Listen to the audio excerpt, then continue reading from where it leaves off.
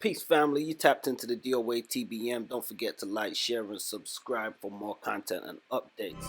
This one's so groovy, baby.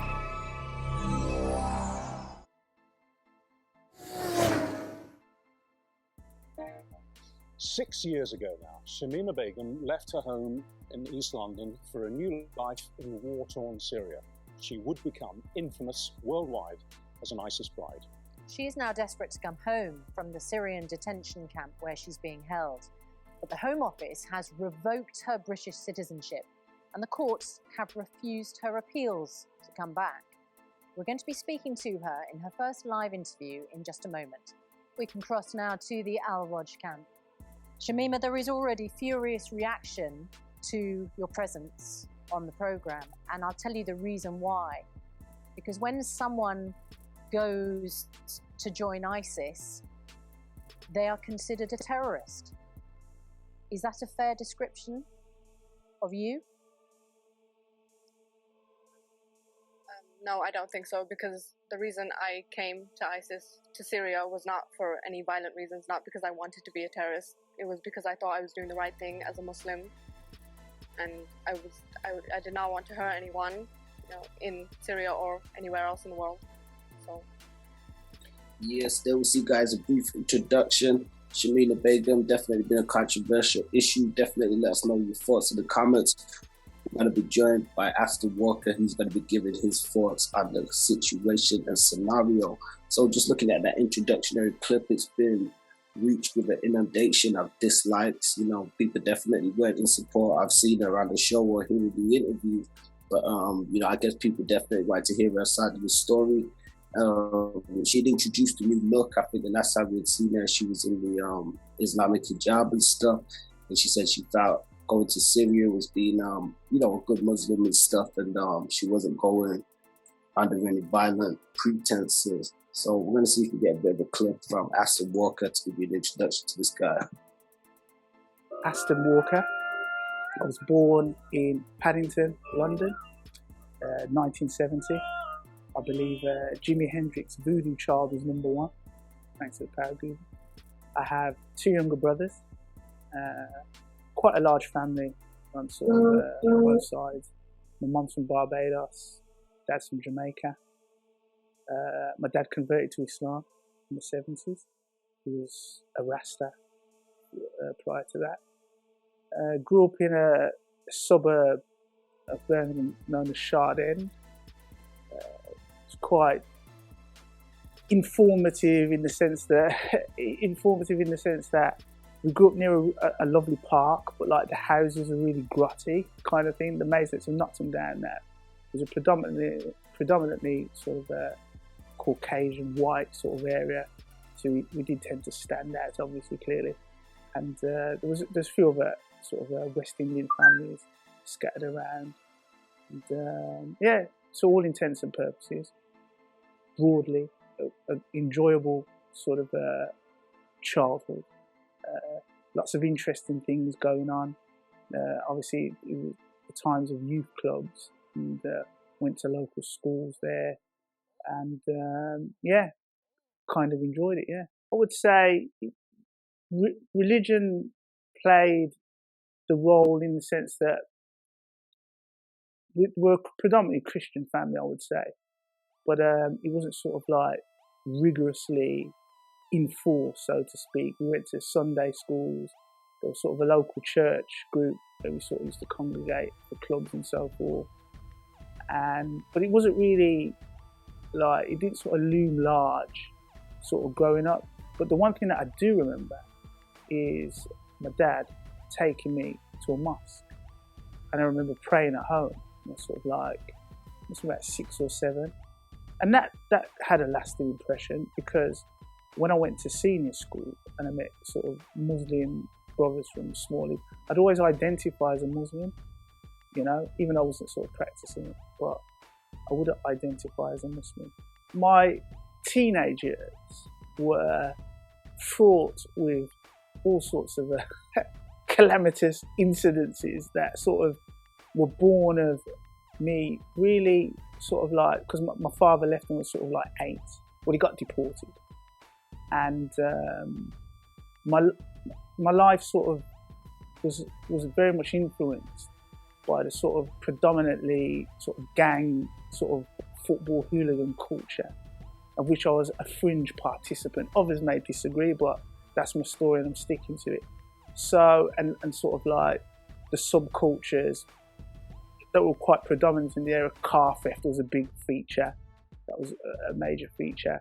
And really, yeah, guys, so just a little brief introduction there. We see Aston will have him joining us soon, and we'll be getting back into the topic of Shamima Begum. Yeah, so peace family. Like I said, we was going to be joined by Aston Walker. So the man is in the building and he has joined us. You just saw a little brief clip with a small introduction to some of his story. What's good, sir? Good. Everything's alhamdulillah. All praise is due to Allah. Everything's good. Thanks. I got you, man. So we appreciate you definitely taking time to chime in on this. Now we know that you can speak as a member of the Muslim community yourself, but you're not speaking for the holistic community. You know, nobody can speak for everybody, but we appreciate you being able to give your astute knowledge on some of these matters going on. Mm-hmm. Well, I embraced Islam when I was 20, 1991, and to be, you know, I'm no scholar. Yeah, I'm no like religious authority. So it's a 30-year journey and a 30-year study, if you will, that I'm sort of happy to share with your audience.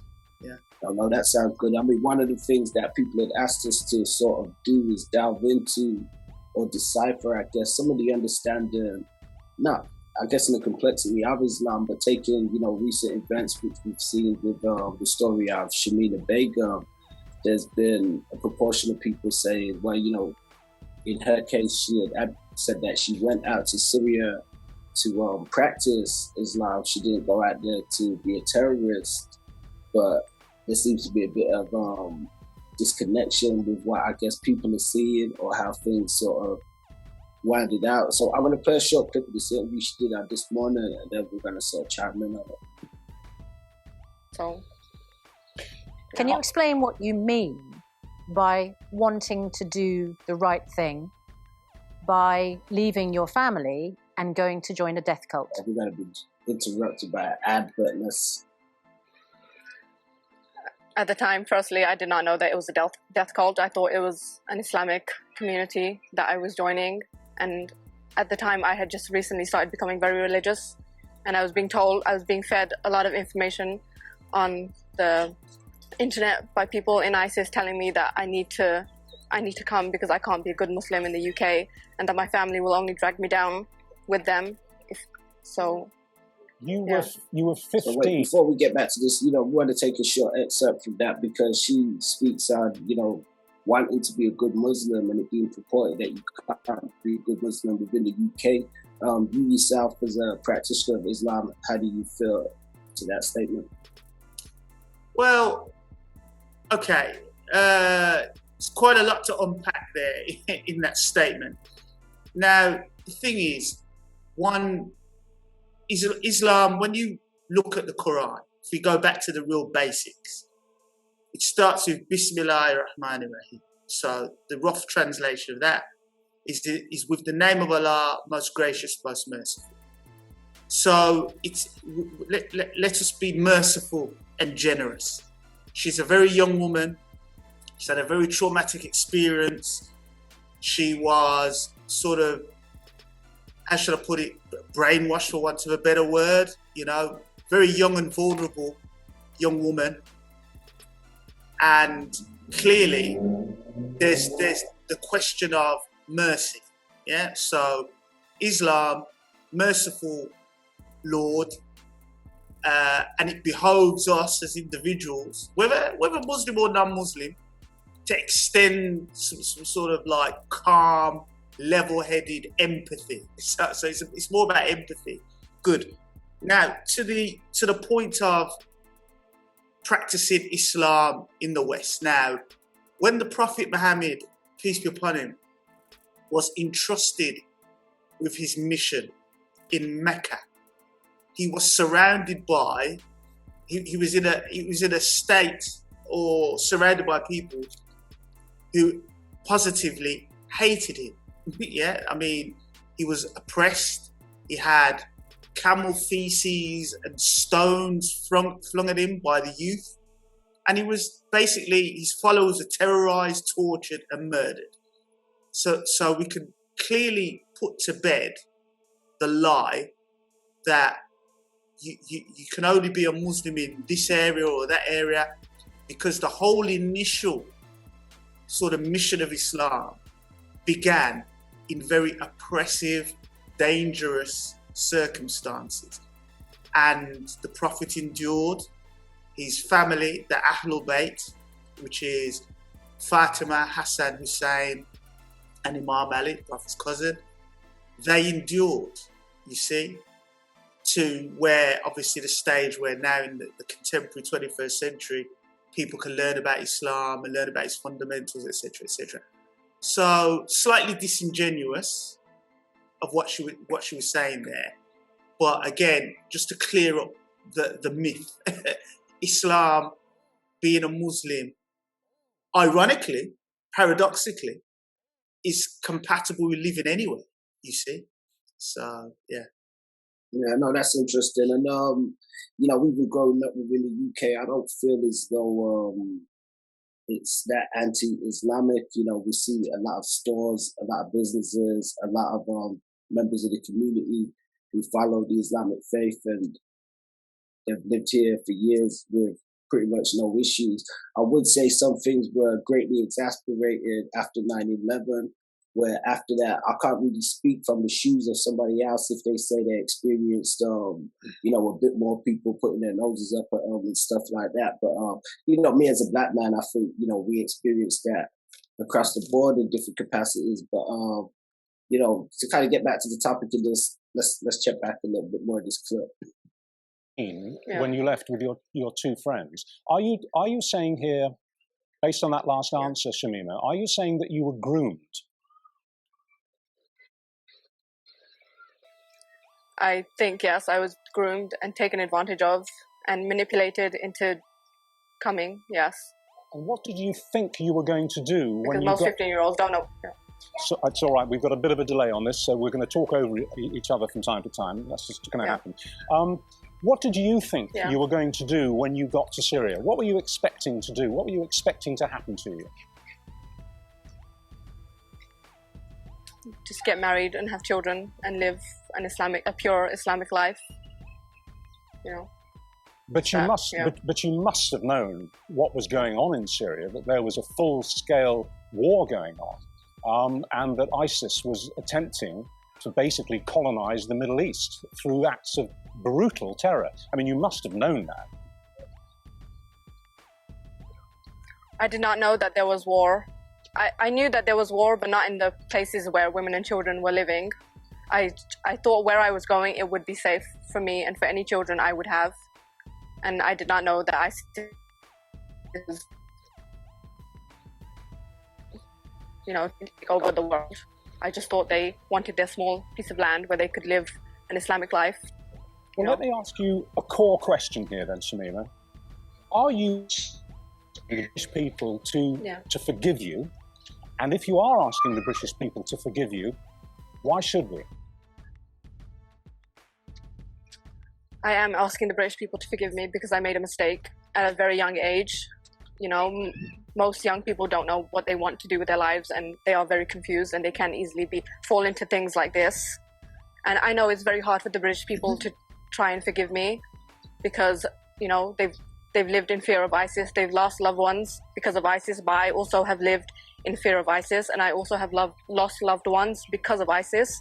So I can sympathize with them in that way. And I know that it's very hard for them to forgive me, but I say from the bottom of my heart that I am so sorry if I ever offended anyone by coming here, if I ever offended anyone by the things I said in Hall. I just said those things because I lived in fear of the women, and I did not want to do those interviews anyway, and I was unaware of what ISIS had done in the UK and in other parts of the world. and I should not have been making comments about things I didn't know start about. right there. Well, let's pick it up, because you made an interesting point earlier about mercy, and one of the things we was exploring within the whole context of this is, I guess, it's the response from the British public. As we can even see with this clip, there's an inundation of dislikes. People weren't in support. I've even seen her have the interview to begin with. I would say I do feel the Good Morning Britain team were, they handled it well enough. They did seem a bit not unnerved at the same time, because it's a huge interview in the circumstances and the situation. But with their plea to the British public, one of the things that we got a lot of commentary from, which might sound strange, but people were saying they're not sure how sincere she is, based on the last few interviews and stuff that was done when she was, wearing the hijab and stuff like that. And now she's sort of taking it off. Is it a bid to sort of appease the British public and say, okay, I've kind of toned down a bit, but then at the same time she's advocating being a model Muslim. So, that was one of the points we had to just in terms of the British public forgiving her based on what she's saying, being groomed and stuff like that. We do hear a lot about these things. What would you say to that? Well, there's a very interesting issue here, and I like to call it atomization, which I've spoken about, on my radio show, blogs, interviews, and that's where humanity, people in general, the news media, have been habitualized to quick fixes and sound bites. So I'm going to take you back 1400 years. Yeah? Okay.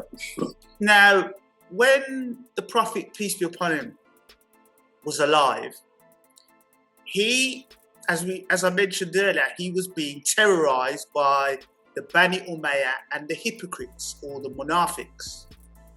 Munafiq is the Arabic word for hypocrites. There's a whole chapter in the Quran called the hypocrites. And we have to look at some key moments in Islam in the early days. And one of the key things to note are two personalities which will reoccur from the time of the Prophet, after the Prophet passed away, the subsequent empires, and then right up to the 20th and the 21st century with ISIS. And I hope in as quick and compressed time to hopefully get that across to the listeners, or the audience here. Now, Abu Bakr and Umar are sort of seen as, they were the first and second caliphs of Islam. They're praised by, and you've heard of, I'm sure the audience would have heard of, Sunni Muslims. So Shamima Begum joined a group that is affiliated and part of the Sunni Ahlul Sunnah wal Jama'ah milieu. Yes?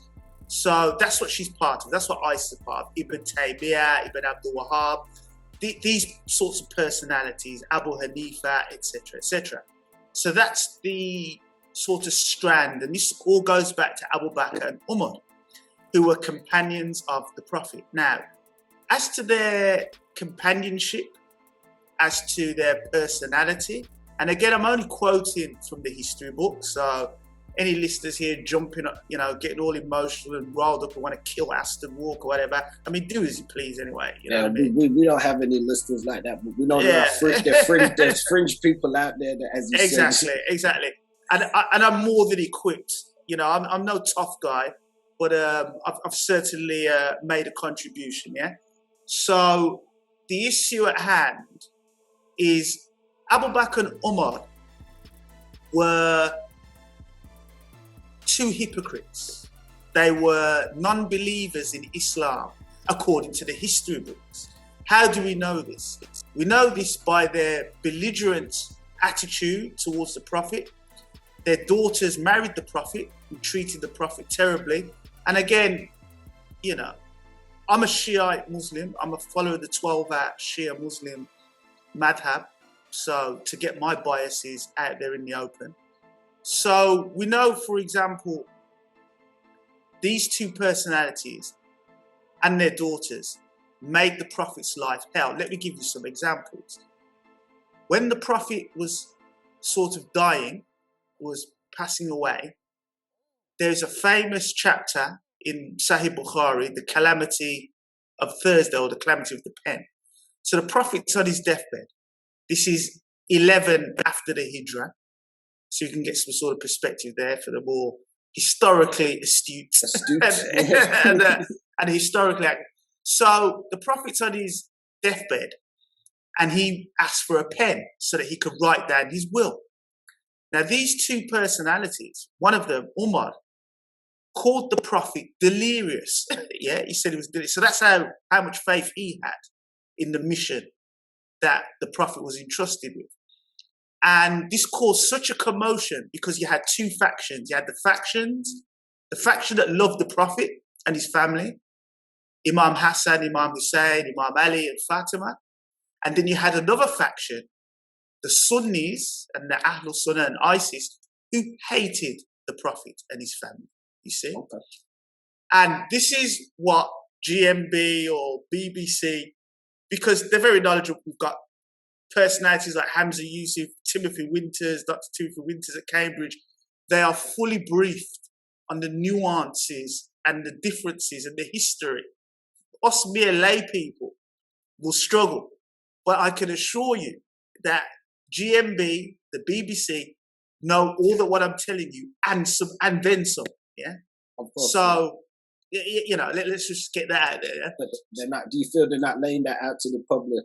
That is correct. So we have these belligerents, these hypocrites, who, as soon as the Prophet passed away, then launched a terror campaign against the Prophet's family. So when you hear Muslims, so-called Muslims, in inverted commas, talk about, oh, Islam's a religion of peace and terror, what it is these Sunni people who fight, and I was a Sunni for many years, were part of the Bani Umayyah, Khalid bin Walid, Abu Bakr, Umar, who were terrorizing and murdering and killing and chopping off the heads of the Prophet's family. So that's 1400 years ago. Then we have the Islamic expansion into Africa, yeah, which a lot of people were. And they had this dreadful system of mutilating African boys to make eunuchs. So right there, we have a separation from what I said earlier, Bismillah, the mercy of Allah, and this terrorist nation building. Aside of barbarism. Absolutely. So that savagery in the name of the Quran, in the name of Allah, is separate from the Prophet's family and the Prophet's mission. So I'm just putting clear... You're making that plain, so there's, two different sides of factions. That's correct. Now, in what's happening to the youth in England, and we have, Channel 4 dispatches have done work on Green Lane, which I was a very successful recruiter. I was also part of an ISIS Salafi faction at Green Lane when I embraced. Is that in the Birmingham Mosque, I believe? That's right. Okay. They're still going, or they're still going? And then you've got Wright Street in Small Heath.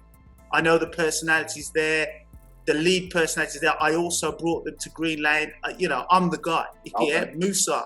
They'll know me as Musa. Yeah, Moses, Tin Can, whatever. So I was the guy who recruited probably about 200 people to Green Lane Mosque. And when I studied and there were jihadis, many brothers and sisters went to Bosnia, and we know about Mozambique and Guantanamo Bay. I also know Mozambique also, Shahid. So I know these personalities. I've met them, been to their houses. They can deny that they've met me till they're blue in the face. Yeah, it doesn't matter, because that's another fashionable thing. Is I remember you vaguely. My then wife, I was living in the houses with some of these personalities. Oh gosh, his name slips my mind now. Bilal Davis, yeah, studied in Abdul Hakim. That's right, Abdul Hakim, Abu Sam, and all. So I know all these persons. I'm fully familiar. So the point is, you have the fact. Now, I've mentioned Imam Ali, and we'll get to Shamima in Syria. I'm just giving you the background now. Yeah, take your time, brother. We appreciate the context. No problem. So the hardcore issue of, we have to look at the status of the Prophet's cousin, because imagine Shamim and ISIS and the Salafi and the Ibn Taymiyyah and the Ibn Abdul Wahab, they talk about the companions and, oh, we can't discuss what the companions went through and blah, blah. Now, during the time after the Prophet passed away, Imam Ali, who was the sword and the protector of the Prophet, you know, the Prophet loved him, loved his children. And the Prophet said, these are in the Sunni books, that Imam Ali is with the truth and the truth is with Ali. Yeah? Imam Ali is like Harun to Musa, you know? So there's all these high status, but what GMB, BBC are not telling, and Timothy Winters at Cambridge, Hamza Yusuf are not telling you, is when the Prophet passed away, it was terror upon terror. They were killing the people that loved Imam Ali and the Ahlul Bayt. Ammar bin Yasir fought against Muawiyah. Muawiyah was one of the famous caliphs who people venerate. He was a Christian. Can you believe that? This is what they're not telling you. Okay. Islam had a Christian caliph. This is all in the history books. Do the research, do the Google. You know, don't be looking at, you know, I don't want to be seeing on YouTube Aston Walker. You know, grow up. Look at the history book. Read, learn some Arabic and read a book. Muawiyah, I believe he'd be after Imam Ali. Then his son, Imam Hassan, was caliph for about 6 months. Then he was poisoned by his wife under Muawiyah, who was in Syria, because I'm keeping it back in Syria. And Muawiyah was a Christian. He had no beard, yeah, and he was a hypocrite. He was a hypocrite, even though he was a companion of the Prophet, because how they brainwashed the young people like Shamim and others is they say, oh, this person was a companion of the Prophet, so he's a good person. It doesn't work like that. It doesn't work like that in real life, for heaven's sake. There's a lot of immaturity and ignorance. You know, the minute you look at the terror, because Islamic terror is a thing of the Sunni and to a certain degree the modern Shia milieu, yeah? You know, this idea, it's just ignorance, whether it's Khomeini and, you know, the murder in 1988 of all them young people. So no one's free of this hypocrisy. You know, they can wear turbans and speak beautiful Arabic and on the mimbar till they're blue in the face. Like I said to you, if you're chopping off and mutilating black boys for eunuchs, then I've got no time for you. You're just the devil. I don't care how much Quran you're espousing. I don't care how much love you professor for Imam Hussein and Hassan, because Imams of the Ahlul Bayt did not mutilate black boys. End of. Allah does not support anyone, any human being who's mutilating black boys. End of story. Yeah, it's just that simple. Well, I mean, even to slightly touch on that topic, because I feel that's one thing that we definitely seen a lot of response in from the British public, not necessarily just towards that point, but they feel as though there is a proportion of people who state that, you know, they're about peace and inclusion and you know, not being racist to other people and not chastising other people for their beliefs and stuff. They say it's actually in the text that, you know, you should treat people the same, they have the same, you know, faith as you or not. But sometimes we don't see that in smaller pockets of groups and communities, as you say, because people still exhibit mentalities of ignorance and stuff. I mean, one thing, just to kind of get back to the Shamima topic as well, was I think the public said she made a point during the interview that she didn't, she was a problem that women and children would be harmed and stuff. And I think people said they found that about the guys, you know, should we not just care about everybody, or should we just care if it's pointed one way and stuff like that? So I want to see if I can pull up that last part of that clip and then explain what you mean by that. When you were located by, I think it was the Times newspaper, and a journalist, you gave an interview where you came across as completely unrepentant, very different from the way you're speaking now. You came across as somebody who basically thought you had done the right thing and that ISIS was a good organization to be involved with. You seem to be extraordinarily immune to the horrors that you'd seen. I mean, you talked about seeing severed heads in bins, and you said that it hadn't fazed you. You even made some comments later on in another interview about the Manchester arena bombing. You said it was justified. It was tit for tat.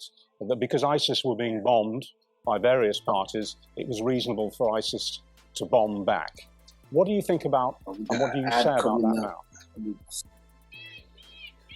I do not believe that one evil justifies another evil. I don't think that women and children should be being killed for other people's, motives and for other people's agendas. I did not know about the Manchester bombing when I was asked. I did not know that people were killed. I did not know that women and children were hurt because of it. So I was just speaking without knowing fully what I was talking about. And obviously I was afraid of the women again. Shamima, you seem to say you don't know a lot. The Manchester bombing was the murder of 22 people, including children. The youngest victim was 8 years old. More than 1,000 people were injured. It was a horrific attack. And for you to have said that there was a justification sickened everybody who heard what you said. And people find it hard to believe when you say, I didn't know about ISIS. I didn't know it was a death cult. I didn't know about the dreadful things that happened. And now you're saying you didn't know about the Manchester bombing. People are going to find it sickening to hear you claim ignorance of those things.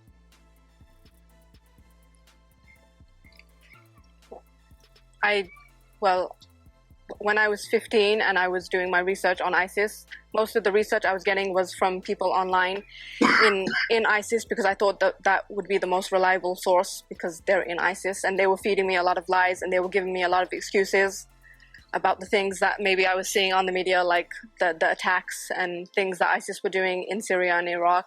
So they always had an excuse. And about the Manchester bombing and other bombings that happened while I was in ISIS, I had no connection to the outside world while I was in ISIS. I didn't have a phone. My husband couldn't use the internet. So we really were unaware of anything that was going on outside. We were only aware of what was going on within the Middle East. Yeah, so just a quick note there, because as I said on that point, she said she only sort of felt way about it when it came to the women and children. Do you think that that's an issue because, if the men are at war and stuff, and is it seen as justifiable? She did go on to say, that she was under, the hypnotism of what she had been told. But that was a point that the public did pick up on as well. Well, ignorance or jahiliyyah. Going back to what I was, the historical perspective on the people of the Ahlul Bayt, whom Allah has spoke about extensively, whom He loves, where the divinity of the rules and regulations and the path to heaven and success in one's grave is vested in. The ignorance and the following, because Allah says in the Quran that Satan is a clear enemy to mankind, you see. So the issue of ignorance, of jahiliyyah, is embedded in the Ahlul Sunnah cult, death cult. Going back to what I was saying historically, Abu Bakr, Umar, who were the founders of this death cult, even the Prophet's wife Aisha fought against, in the Battle of Jamal, fought against Imam Ali, and where thousands of Muslims were killed. So one has to be armed with all this knowledge. But I'm painting a picture for the audience that when we get to the British Empire and we get to the creation of Saudi Arabia, and Sir Lawrence of Arabia, Major Lawrence of Arabia, and the destruction of the Ottoman Caliphate. The Ottoman Caliphate, also another satanic and non-Islamic, un-Islamic. You can't take over Hagia Sophia. You can't convert a church into a mosque. That's haram. Allah's not backing that. Again, don't shoot the messenger. Look at the history books. So the creation of Saudi Arabia and the Wahhabi ideology, which is based on Ibn Taymiyyah and Abu Bakr, the hatred of the Ahlul Bayt, the Prophet's family, are all present in the rhetoric of this particular individual and other individuals like Hamza Yusuf and all the rest. Hamza Yusuf and Timothy Winters in Cambridge, I call them Salafi light. Yeah, they're like, because they're Caucasian, Europeans, you know, I call it Salafi light, but they're just as belligerent and hypocritical, because ultimately, Allah says in the Quran, Iqra. That was the first command, which means read. It's an ongoing process. One doesn't take one shahada and become a Muslim, and then that's it. And again, going back to what I was saying earlier about this atomization, these sound bites, you see. I've seen many young people I fell into the trap myself. You see it, hear these sound bites, but you have to look at it, again, I'm going to use the Arabic term, I'll translate for your audience. Akal, intelligence. You have to use your intelligence. Allah's given us a brain. You have to use your brain. When people sort of like, in a very ignorant fashion, allow themselves and expose themselves to this hypocritical, murderous, terrorist Islamic cult, they're doing it because it's all about choice. Everyone's got a free will. Yeah, you read the Quran, it's always mankind has free will. Mankind has free. You'll get judged on the day of Yawm al-Qiyamah. It's about your free will, about the choices that you make. You see? So ISIS, and going back to the creation of Saudi Arabia. So the British, and it's funny that this is called Good Morning Britain, the hypocrisy and the whole reason why GMB are not giving you the full analysis is because it was the British, subsequently later on the Americans with the petrodollar and the Nixon shock, of course, that created this terrorist organization. They're the ones to blame. They're the ones that helped in its proliferation by giving succor to the Saudi, which is a very satanic sort of like death cult in of itself. But it was created by the British. Saudi Arabia is a British, you've got Sussex or Manchester and Birmingham or Saltley. Just like that was created, that's Saudi Arabia. Hajj and Mecca and Medina are constructs of the British Empire or the City of London. Yeah, if we're talking petrodollars and riba and usury, the wide sort of proliferation of usury. It's all hypocrisy. And again, what I'm trying to do here, the young lady, she's been through a lot of trauma. So I'm painting this in very broad strokes for your audience. Yeah, there's a lot in this, but the main thing is just like, and I'll use her own words. You see, we know of the analogy of a plant. If the soil is rotten, you get rotten fruits. Yeah, this is basic stuff. We can go biblical. We can go Judaism. It doesn't Buddhist, whatever. It's just basic stuff. Yeah. It's rotten. ISIS, which is an offshoot of Salafi, sort of like Muslim Brotherhood, 60s, all this sort of like the Arab nations being in awe of white Caucasian technology and getting blinded by the science and falling for it. Freemasons, all that kind of good stuff. And it's just a complete hoodwink. So bamboozled. Once again. Sorry? Oh yeah, no, I was just saying bamboozled, Bamboozled, yeah. Hoodwink. Yeah, it's just a hoodwink, and the media plays its part. So we're looking at these two comic comedians on GMB, pretending, acting all like, oh, we're really disgusted. I mean, they're just a bunch of hypocrites, because the British Queen who stole black people and built her wealth off theft and loot. And I like to think I'm a bit of an expert. I was convicted in 2011 for looting during the riot. So there's my level of expertise in looting and thieving. And Her Majesty, who's the Queen of Jamaica, by the way, is a thief. They're criminals. The British Empire was built on theft, murder, and rape. Yeah? And on the flip side, the so-called Islamic empires were built on murder, rape, mutilating black boys.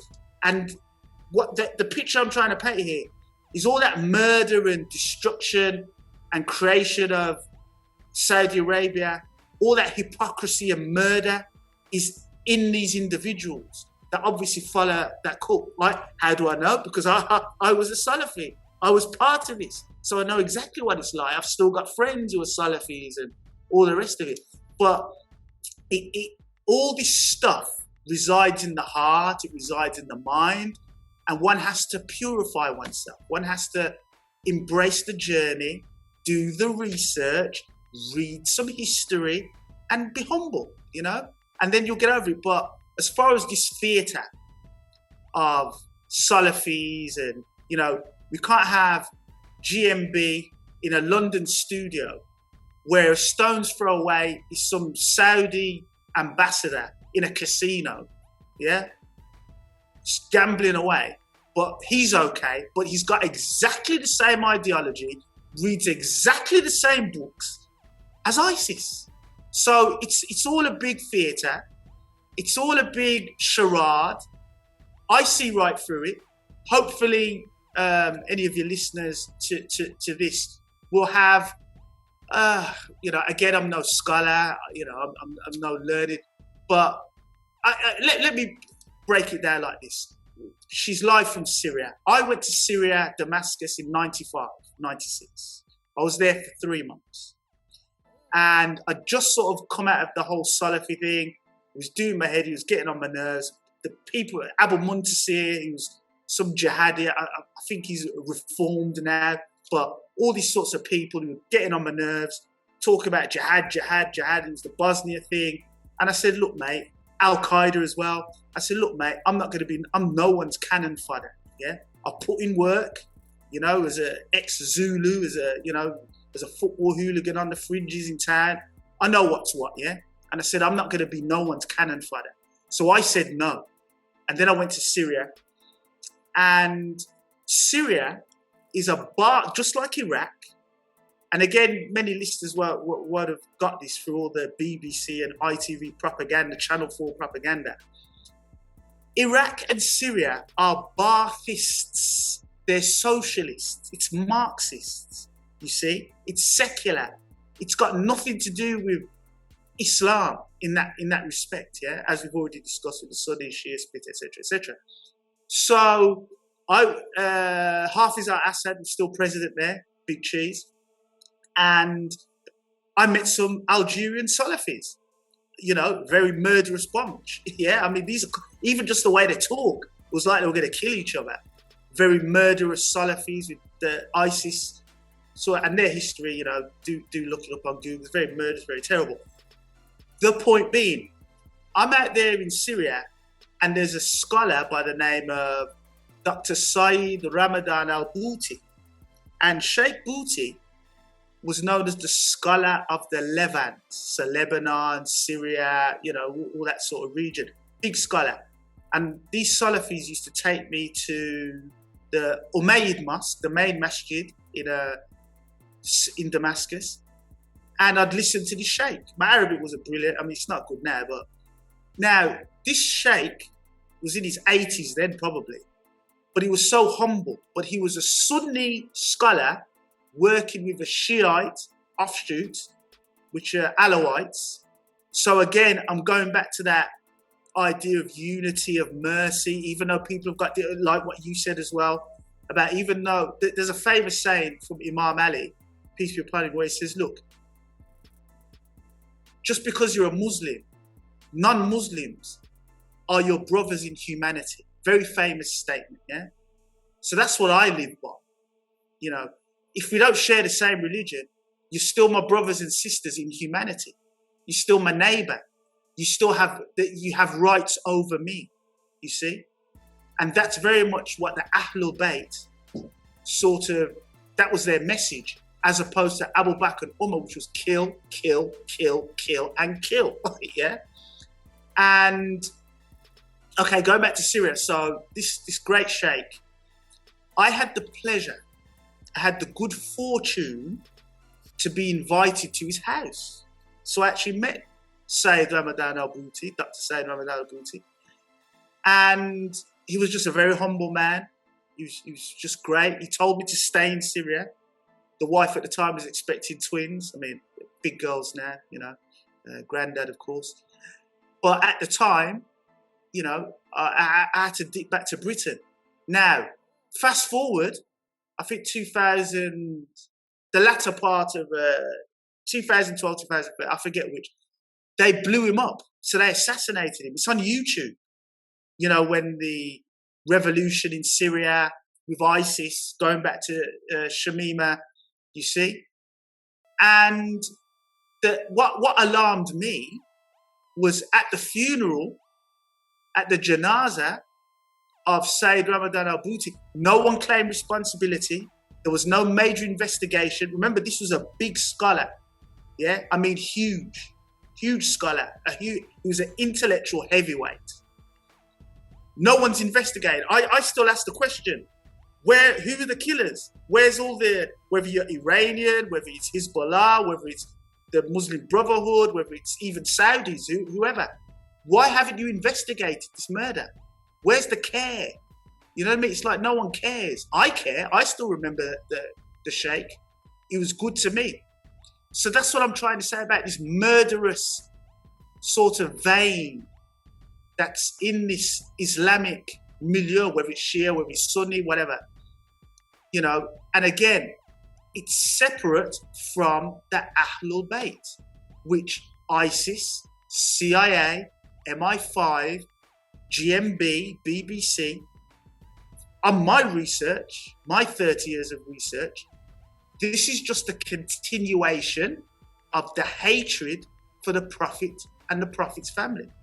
And that's what ISIS is. ISIS is like a little baby incubator. You know, Salafi Islam is just an incubator, a little brainwashing academy to instill in these young people's minds hatred. And this is the irony. Yeah, this is the supreme paradoxic irony. Yeah, and Shamima Begum, Mozam, Hamza Yusuf, they're just a similitude and a metaphor for the hatred and the belligerence of the so-called Muslim Ummah against Imam Ali and the Prophet's beloved family. The Prophet loved his family is, I guess, the one takeaway that I want to give, you know, in this sort of short talk. And, you know, the peak of this, the peak of all of this is 61 AH. So I've already sort of talked about 11 AH when the Prophet, after Hijrah, sorry, when the Prophet was dying and how terribly he was treated by Umar and Abu Bakr, the founders of the Sunni Islam, which is followed by 1 billion people, lest we forget, yeah?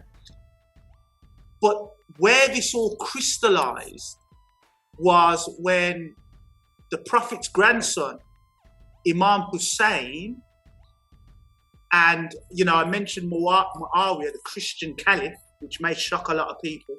Yeah, but them's the facts, them's the historical facts. Anyway, his son, Yazid, who was totally, you know, even Sunnis and Muslim Shia agree, he was just a complete kafir, he was a complete disbeliever, a complete munafiq. He now has got the caliphate, and the grandson of the Prophet, Imam Hussein, with his, some say 72, 73 companions, and wait for it, funds, against 20,000 people, yeah? He stood against, so one man against 20,000 on the plains of Karbala, stood for truth and justice. It wasn't a revolution. Don't let anyone, you know, listeners viewers, do not be fooled by revolution and Thora and Iranian revolution. Don't fall into that trap, yeah? It wasn't a Thora, which is from Ithara, which is to till the land, and oxen. There was no tilling of the land. Imam Hussein had the religious authority of truth and justice. This is about truth and justice. So he stood, remember, this is the Prophet's grandson, yeah, who had a high status. And even the people in the opposition in the 20,000, Shimar bin Joshan. So Shimar, who was fighting against Imam Hussein, previously was in Imam Hussein's army. Yeah? This is the beneficence of Ahlul Bayt. Even their enemies were with them at some point, you see, benefiting from mercy. Going back to the initial thing what I was saying about Shamim, you've got to be merciful. I'm not here to, harm the sister or put her down in any way. That's not the point of this. Well, I was going to say, you did make a great point about just, truth and justice and sort of that being, the stance that people should take, and giving great examples and stuff of that. You did also lend your voice to some of the hypocrisy that is seen not just within one side of the coin, but on the other side, even amidst the UK and the BBC and stuff like that as well. With that being said, I mean, for the most part, you've given us quite a lot to definitely look into, and you really broke a lot of things down. I'm hoping the listeners as well will be able to check out some additional stuff as well like that. But to the point of this fight for the return to the UK, do you feel as though she should be allowed to return to the UK and it be dealt with here, or do you think it's a case of she's made her bed and now she must sort of lay low? Well, again, we have to talk about hypocrisy and the massive amounts of hypocrisy. You've got BAE systems, you've got the Queen, you've got various universities around the world, the universities in Britain killing people, blowing up human beings, we've got the coltan mining in exploitation of African minerals to build all these systems. It's just satanic deviltry en masse. We've talked about the aristocracy and their looting and their welfare system. So, for heaven's sake, give this young lady a break, yeah? We've got 007, for example, which is like the media propaganda of trained killers for the state, if you will. They're going to have, I think, a black woman who's going to be a 007 just to further reinforce the sort of brainwashing, because you've got sort of like Afro-Caribbean people, African people saying, don't give her anything, let her rot and blah, blah, blah, which is just pure hypocrisy of the highest order. I've got no time for it. I've said what I've said, you know what I mean? And I stand by it. Give the young lady another chance. She's been through a very traumatic experience. Don't be a bunch of hypocrites. Grow up. I know, definitely. We definitely appreciate you lending your voice to this topic. Now, we do want to reiterate, I should say, that you are speaking for obviously yourself and in the best way you can. You're not speaking for everybody, so we don't want anybody jumping on he said this and this, that, We want to keep it at a certain level, and we definitely appreciate just the additional information and insight you've given us, because I do feel as though sometimes major mainstream platforms and sometimes other smaller mediums as well are not having all the information and able to put all the stuff out, or in some cases they do have it and don't want to put it out. So I think the listeners and the British public that we have would appreciate hearing from this and the family around the world and stuff too, man. Nice one. You're welcome. Peace out, man. So, much love, man. So we definitely want to say peace to the family. Let us know your thoughts in the comments down below, what you guys think of this situation and scenario, and any questions, do let us know and drop it out there too. Peace.